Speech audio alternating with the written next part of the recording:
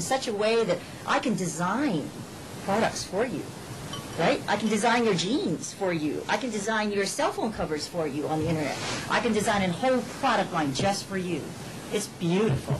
Neil, what do you say? Someone says your buddy saying, hey, that's kind of cool. I saw that. In fact, here's Shark's Cove Surf Shop. There we go. So someone comes to you and says, hey, I'm looking at e-commerce. I want to get something started. What do you say to your friends? Not your customers, not your potential clients, your friends. First thing I tell them is to make sure that there's a market out there. Usually if you're going to have a website, there's two ways to drive sales. One is you have a big brand name. You can either advertise on TV or through a magazine or offline media. The other way is, how I do it, is through search engines. However, the thing is, nowadays everybody thinks, oh, there's a lot of money to be made on online. I'm going to start a website and make a lot of money. It's really hard to do that unless you have a really specific product. You got a niche, and then you have to make sure that people are actually searching for these products online. So you may think that you have a really great idea, and come to figure, 5 people every month search for that product, and that's not enough to generate sales. I mean, you may generate 1 sale, but is that enough to keep your company running? So you have to make sure that there's a demand online for these products. So I mean, that's, you pretty much can study the market as much as you can, but you have to actually go through it and do some testing, maybe with some pay-per-click advertising, and try to see if there is traffic and see what kind of conversion you get. What's a cheap way to do market research, though? Look, I'm about to retire. I'm on the WTD program over here. I don't want to spend any money on this thing. What's a cheaper way for me to do market research to find out who else is doing what I'm doing?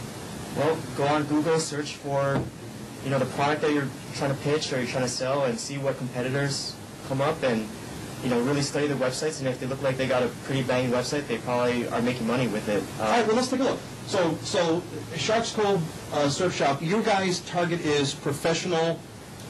What's your target? You said professional surfers boards, like collector's items? Okay, so what would you search? So if you were on Google and you wanted to buy that, what would you search for? Under Pro Surfers So what would you search for? So give me a Google. Bruce Irons what? You wouldn't just search for Bruce Irons. Surfboard. So you want to buy a Bruce Irons surfboard? Yeah. Okay. I said Bruce. I'm going to twist my neck here, but Bruce Irons surfboard for sale. See what comes up. What comes up? Okay, so Google gives me the correction. It's one word. All right, fine. All right, so I search for. Okay, so the first entry, the top of the. There's only 10,000 hits for a Bruce Irons surfboard for sale, and I got a MySpace page. Neil, what does that tell you right off the bat? Right off the bat, MySpace is the top of the link. What do you see here? People aren't really optimizing for Bruce Irons surfboard. I mean, there's a traction pad. That's not what you're looking for. So there's an Andy Jordan surfboard. So if you were to optimize for and target Bruce Irons surfboard, you might be able to, if people are searching for that, they're going to find you. But right now, when you search for that, you're not getting the results that you would typically want. So you're getting a MySpace page and you're getting Bruce Irons traction pad, right, which is an accessory, but it's not a surfboard. And I don't see anything else that's an actual Bruce Irons surfboard. So right there, looks like if there's a market, You got a niche. right? Okay, so Dave's question is a very good one. Your question is this because there's no one who's doing it, no one who cares, or is it because no one's paid Google? Would that be a part of the paraphrase your question? Search engine optimization is kind of in there, the pay-per-clicks that will follow it. Okay, Jerome, how do you respond to that? From my perspective, I believe that I would lean towards nobody cares, because really right now we don't know how many people would look for that. Maybe it's 5 people a month that might just be looking for that, like we were saying earlier. My tech, the way I started to sell tikis, hand-carved tikis on eBay about 5 years ago, and that's really how I started my business, which was to test market the product, selling tikis online. Who's going to buy tikis? So I went on eBay because eBay has already a install base of customers. I think now they're probably up to 250 or 300 million members. So I think the first crack at it is take one of your board, stick it on eBay, and see if you have any traction, and keep going that way. Yes. Question. What if your product requires people sending you something first. Like I said, we want to start like a jewelry recycling business, but in order for us to do that, we need to have them send us the jewelry that they want to have reshaped into something else, and then send it back. So how do we test market that?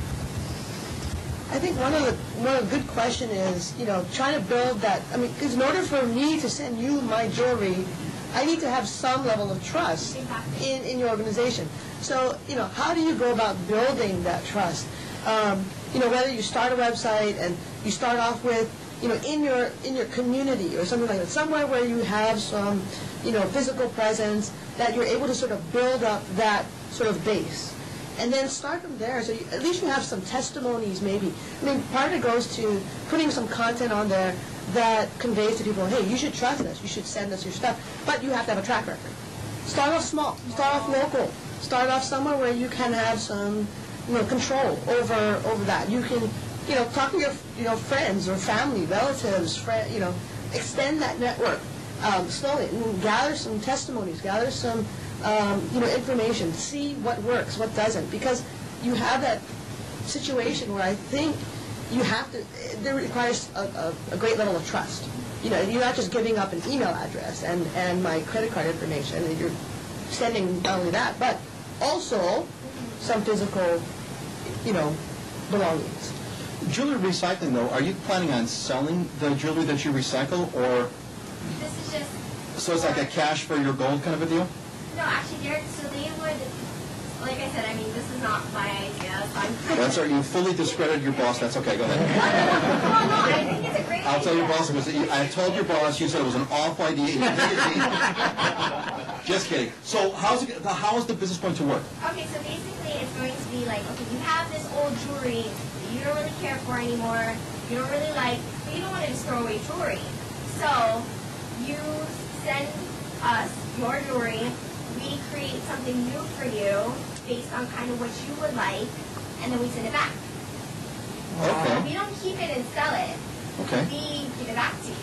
So it's a jewelry sale site anyway, isn't it? You're really talking to people who are buying jewelry at the end of the day. That's true. Yeah, if I want to get rid, if I ever, God forbid, if I ever want to get rid of my wedding ring, I wouldn't want to get it recycled. I'd want to either, in other words, you're talking to people who are on the market, right? Jay, did you get that on tape for my wife?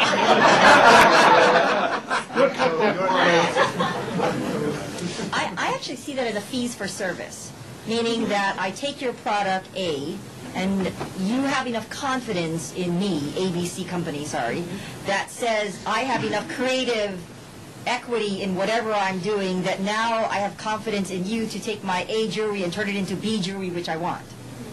What gives me that, what gives the consumer the confidence? That's the lowest point, yeah. I have a comment. I was at a jewelry show at the LA Gift Show last year, July, and I had a diamond fall out while I was walking at the show. They replaced it with a zirconia, and I found out 2 weeks ago. Ooh, I hate it when that happens. Yeah, so, and I'm talking about credibility, online credibility. How do you, without having a brick-and-mortar store or some kind of established track record, say your Mickey Motor Pros or whatever it is here that's really well-known, a style or a brand, how do you translate that? And I think there's been a lot of research done in terms of just pure design. I mean, it's kind of like what you were saying, in terms of how design conveys credibility. Not only in terms of, I've got a great logo, I've got a brand presence, goes back to what your brand is. I've spent the money, I spent the time to invest in good photography. Good photography does matter. And then I've spent some effort into making sure I care about this. It's not just some, spam-ish kind of site, to get search engine hits or things like that. Yeah, certainly the website matters. I think one of the takeaways I don't want to lose here is that I think eBay and Google are probably your very, very best free market research friends. I think that is a takeaway I don't want to lose track of. And I've been dying to search for Andy Irons surfboards on Bruce. Is it Bruce Irons or Andy Irons? Either or. Either or. Okay. So Bruce Irons surfboard on eBay. 0 items found. There are no Bruce Irons surfboards for sale on eBay. What other? So That's good. That's a good thing. That's really good. That's really good. So let's expand that just a little bit. What would be a more, okay, so we still may have a situation here, though, that who cares about Bruce Irons anyway? So how would you expand the search term? Not too we don't want to search for surfboard, because we'll find a lot of those. So how would you back that out a little bit? What would be the next more general